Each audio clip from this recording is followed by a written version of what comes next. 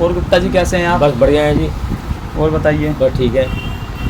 हमें एक बात बताओ आप कि ये लोन लेने की क्या प्रक्रिया होती है?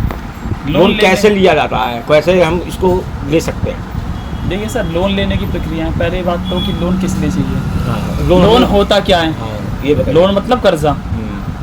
कर्जा आप बैंक से भी ले सकते हो, कर्जा आप किसी बाहरी व्यक्ति से भी ले सकते हो। यस। और हर बैंक, हर व्यक्ति का जो रेट ऑफ इंटरेस्ट है या जिसे हम ब्याज दर बोलते हैं, अलग अलग होता है कि वो किस प्रकार आपको पैसा देना चाहता है। कोई किस्तों में लेता है, कोई साप्ताहिक लेता है, कोई डेली पे भी लेता है। ठीक है, तो ये अलग अलग प्रोसेस होता है। अब आपने बोला लोन कैसे मिलेगा? हमें बैंक से लोन चाहिए। सब बैंक से बैंक की प्रक्रिया बताओ। बैंक की प्रक्रिया देखिए, कोई भी बैंक हो, प्रक्रिया सबकी सेम होती है कि आपका किसी ना किसी बैंक में आज के समय में हर व्यक्ति का खाता है बैंक के अंदर। तो जिस भी व्यक्ति का जिस बैंक से खाता है, सर्वप्रथम वो बैंक में जाए, और अगर खाता नहीं है बैंक में, सबसे पहले वो खाता खुलवाए। अपना Aadhaar card, PAN card, photo, passport size ले जाए, अपना खाता खुलवा लें। और कम से कम लोन उस व्यक्ति को मिले जिसका कम से कम 6 महीने पुराना खाता होगा बैंक से, अगर लोन लेना है तो। कि वो लेन देन देखेगा कि अपना कितना मिनिमम बैलेंस अकाउंट में रखता है, क्या इसका लेन देन की प्रक्रिया है। अब हम हर महीने के लास्ट में छोड़ेंगे 50 रुपये, तो बैंक हमें जल्दी से लोन तो देगा नहीं। ठीक है। अब लोन भी अलग अलग प्रकार का है आपका। कुछ आते हैं अनसिक्योर लोन, असुरक्षित कर्ज, जिसमें कि आपका सिर्फ आधार कार्ड, पैन कार्ड लगेगा और आपको बैंक लोन दे देगा। फिर कुछ आते हैं सुरक्षित कर्ज या सिक्योर लोन जिसे हम बोलते हैं, जो कि गोल्ड पे मिलता है, ज़मीन पे मिलता है, व्हीकल्स पे मिलता है। ठीक है, कि अगर आप कल को वो कर्जा नहीं देते हो उसका वापस, तो वो उस चीज़ को अपने कवर में करके उससे अपनी वसूली कर लेगा।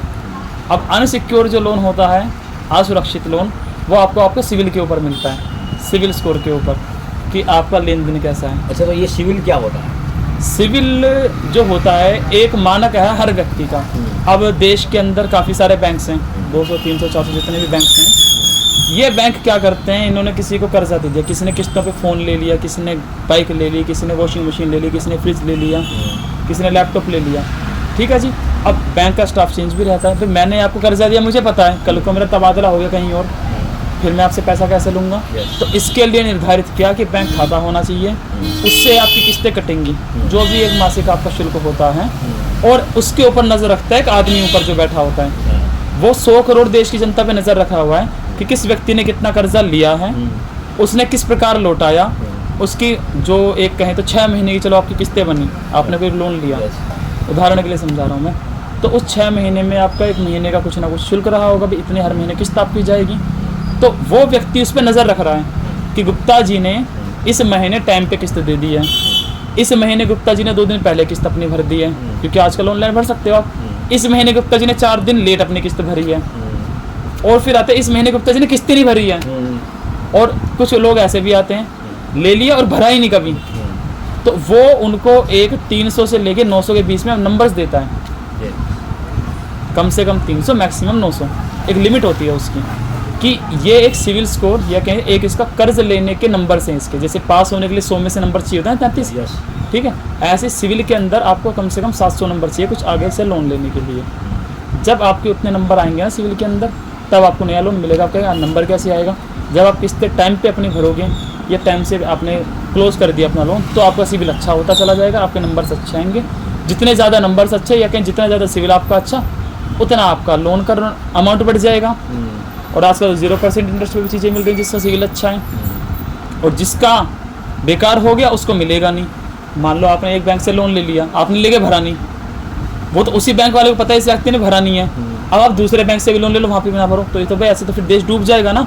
इसलिए सिविल बनाया गया है कि ये नज़र रखेगा कि इस आदमी को कर्जा देना है या नहीं देना है, देना है तो कितना देना है, ठीक है, और इसको ब्याज पे देना है। इसलिए सिविल ज़रूरी है आपका, क्योंकि मैं तो आप पे नज़र रखूँगा नहीं, पर वो आप पे नज़र रख रहा है। ये होता है सिविल। कुछ इसमें और जानना हो तो जानना क्या? अभी कुछ लोगों को 10-10 हज़ार रुपये बांटा है। थोड़ा तेज़ कहिए आप। अभी यहाँ पर कुछ लोगों को गवर्नमेंट ने 10-10 हज़ार रुपये बांटे हैं। हाँ, जो MCD का लोन, जो MCD का लोन, जी, उसको लोगों ने भरा ही नहीं। क्यों नहीं भरा?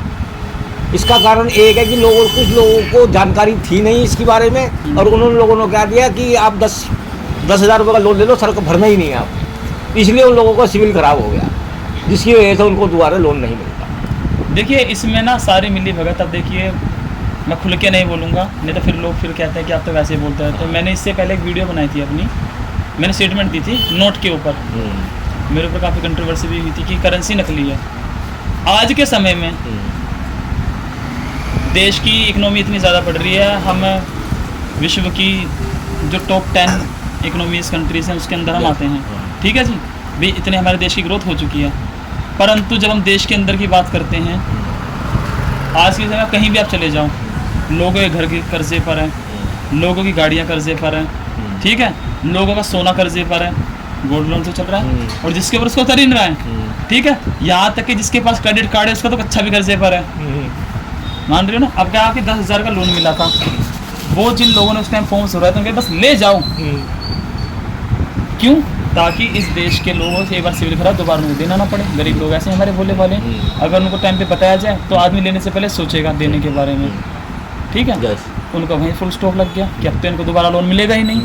दूसरी चीज़ ये, कर्जा तो ऐसे बांटा जा रहा है कि आप सब कुछ ले लेंगे, फिर रिकवरी वाले कॉल्स करते हैं उनको, हाँ भाई पैसा नहीं आया तेरा, हम घर पे आएंगे रिकवरी करेंगे फलाना ढिमकाना, तेरे बस की भरना नहीं है तो अपनी बीवी को भेजते मैं भर दूंगा। ऐसे लोगों के साथ हुआ है घटनाएं। और अब एक चीज़ और चली गई, नहीं जो लेटेस्ट चल रही है, आपने आसपास देखा होगा, self help group. Self help group का अर्थ क्या करते हैं इसमें लोग, 5-10 लेडीज़ों को इकट्ठा करो, ग्रुप में लोन दे दो कि अगर किसी एक ने नहीं भरा तो उसके पैसे तुम दोगे। घर पहले कर्जे पर है, सोना भी उनका कर्जे पर है, गाड़ियाँ भी कर्जे पर है, कपड़े भी कर्जे पर हैं। अब जो घर की बहन बेटी हमारी बच्ची है वो भी कर्जे पर है। तो इस देश को कर्जे में डुबाया जा रहा है, ठीक है। अब मैंने जैसा रुपया के बारे में बोला था पहले, इससे रुपया का मानक होता है गोल्ड पे छपता है, जितना आपका आरबीआई के पास गोल्ड होगा उतना रुपया छाप सकता है। मैंने एक स्टेटमेंट भी अपनी दी थी कि पेपर करेंसी एक्ट 1861 के अनुसार, उस एक्ट के अनुसार आरबीआई को पूरा हमने अथॉरिटी दे दिया कि सिर्फ यही नोट छाप सकता है, इसके अलावा कोई और छाप नहीं सकता। अब रिजर्व बैंक ऑफ इंडिया की स्थापना है 1935 में, देश आज़ाद कब हुआ? 1947 में, ठीक है जी। जो चीज़ अंग्रेज़ों की है, देश आज़ाद हो गया तो हमने अपना खुद का बैंक खड़ा क्यों नहीं किया, हमने आरबीआई की भी रखा हुआ आज भी, ठीक है जी। 1 रुपये की वैल्यू है 0.07777 मिलीग्राम, ये उसका मानक है, ठीक है। आप आज गूगल करके देख लेना, हमारा रिजर्व बैंक ऑफ इंडिया में टोटल वैल्यू ऑफ गोल्ड 2000 जो मैंने 22 की देखी है, वैल्यू ऑफ गोल्ड था 4.2 अरब डॉलर। उतने के करेंसी होना चाहिए, ठीक है, सॉरी 4.2 अरब करोड़ रुपया, उतना ही हमारा करेंसी छपना चाहिए। अब रुपया हमारे देश में छपा हुआ है 7.8 करोड़, मतलब डबल पैसा छप गया, मतलब आधा पैसा नकली है। और देश के लोगों का कर्जा कितना है?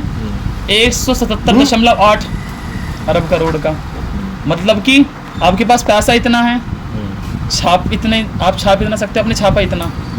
हाजी गुप्ता देखिए, छापा इतना और अपने कर्जा इतना बांट दिया, कहाँ से आ रहा है? मतलब कि ये सब नकली है। तभी तो गवर्नमेंट्स आती है, चलो इनका कर्जा माफ। हाँ, जब वो है ही नहीं तो कर्जा माफ ही करना पड़ेगा। सही है, मान रहे हो हारिजमान भाई? जब वो है ही नहीं, क्योंकि वो सब फेक है। कर्जा भाई मेरे पास 10 रुपये हैं, पहले करेंसी पे लिखा होता था, देखिए आपके हाथ में 20 का नोट है, कि मैं धारक को 20 रुपये अदा करने का वचन देता हूँ, ठीक है। कोई भी व्यक्ति अपना नोट निकाल के देख लें, सिर्फ इतना लिखे, इस पर गवर्नर के साइन है और रिजर्व बैंक ऑफ इंडिया लिखा हुआ है। पहले भारत सरकार लिखा आता था, पुराने करेंसी उठा के देखोगे ना, दोनों ही आते थे, कि मैं धारक को 20 रुपये अदा करने का वचन देता ऑन डिमांड। ये एफिडेविट है और ये बदला गया है। तो जो एफिडेविट की स्टेटमेंट बदल दी जाए तो क्या वो असली है? नहीं, वो असली नहीं है। दूसरा एक चीज़, रिजर्व बैंक ऑफ इंडिया से पहले bank of Maharashtra, bank of Karnataka, ऐसे ही अपने कुछ इंडियन बैंक थे जो करेंसी छापते थे। 1861 एक्ट लाकर उनसे सारा अधिकार पैसा छापने का लेकर आरबीआई को दे दिया। क्यों दिया भाई? आज उनको क्यों नहीं दे रहे हैं, जब हमारा देश आज़ाद है? आज़ादी क्या 70-80 साल होने वाले हैं पूरे, आज भी हम ये काम क्यों नहीं कर पा रहे हैं? तो ये सब मिले के हमको पागल बनाया जा रहा है और देश को कर्जे में डुबाया जा रहा है कि देश को तोड़ा जाए, इसलिए कर्जा हो रहा है। अभी देखना आप आने वाले 5 साल के अंदर इस देश की सभी महिलाएं कर्जे पर, ठीक है जी, ठीक। ये चीज़ें होती हैं, इसलिए लोन्स बांटे जा रहे हैं कि आदमी दे ही ना पाए, और सिविल ही ऐसा बना दिया कि कोई दे ही नहीं पाएगा। अब ये जानकारी देने के लिए आपका बहुत बहुत धन्यवाद।